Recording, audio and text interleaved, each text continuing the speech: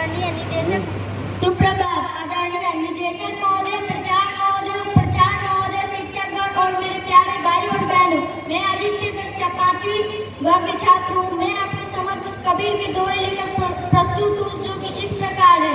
गुरु गोविंद दो करे, काके लालू पाए, बलिहारी गुरु आपने, जिन गोविंद लियो मिलाए। गुरु कुमार शिष्य को मैं गांठी गांठी गांठे कोट, अंतर हाथ सहार दे, बाहर पाए चोट। यादर इसकी बेलड़ी, गुरु अमृत की खान, शिष्य दिए जो गुरु मिले तो भी सस्ता जान।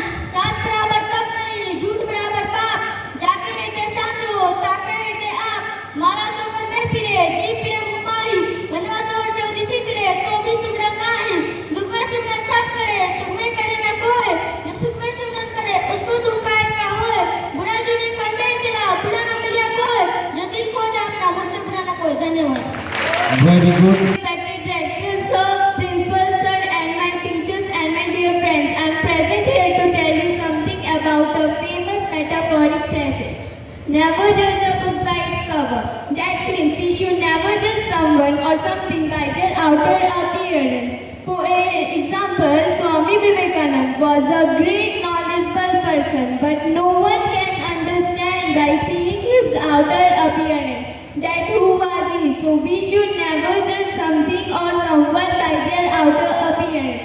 We should only judge them on the basis of their capacity and personality.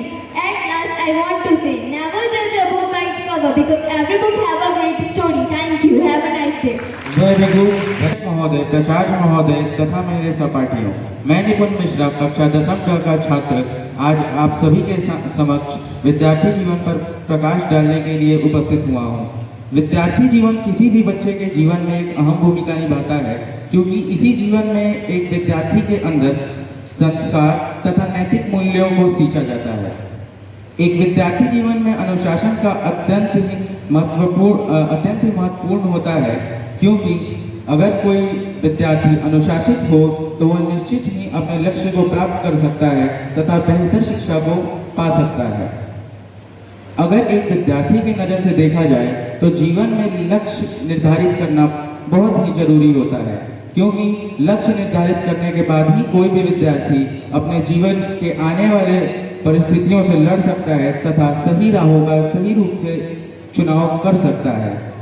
जैसा कि हमारे पूर्व राष्ट्रपति डॉक्टर APJ अब्दुल कलाम का कहना था कि किसी भी विद्यार्थी को अपने जीवन में बड़े लक्ष्य निर्धारित करना चाहिए और फिर निर्धारित करने के बाद उन्हें पाने के लिए परिश्रम करना चालू कर देना चाहिए।